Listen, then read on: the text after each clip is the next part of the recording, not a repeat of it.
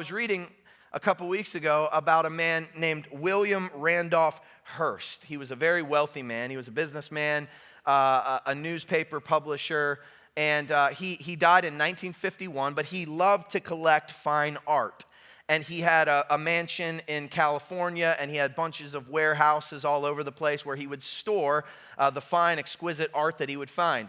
And one day he heard about this very rare piece of art in the world, and he's like, I just have to have my hands on that piece of art. And so he hired a team of people, and he sent that team of people out to scour the earth for this one-of-a-kind piece of art, and they searched and searched and searched, and he spent time and energy and money, and months went by.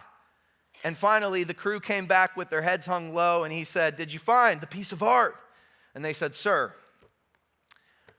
you have owned this piece of art the entire time.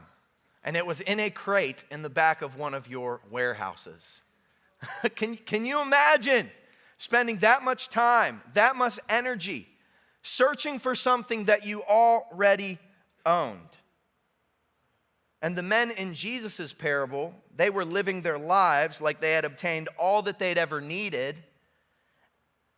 And my fear for many professing believers, definitely the world, but even professing believers, is that we spend our lives looking for a treasure that we have already obtained. A treasure that far surpasses anything that this world could ever offer us. No doubt that we're prone toward temporal things. Maybe you want a treasure that's tangible, that you can hold in your hands, that you feel adds value to your life right now. Perhaps you're dissatisfied with your life and you want more. Maybe you want a better job or more money or a nicer house or more leadership or more freedom or more popularity. Maybe you want a relationship. And none of these are bad things, but they're often where we get our sense of accomplishment from. They're often how we measure whether or not we're being successful in life. Maybe they, for you, measure if you've reached your potential or you haven't reached your potential. And all the while, Paul in Ephesians chapter 1 is exclaiming, hey, if you are in Christ, you have no idea what you've already obtained. You have no idea what you have waiting for you in the heavenly places, and you already have obtained it, and it blows away the temporal longings of this world.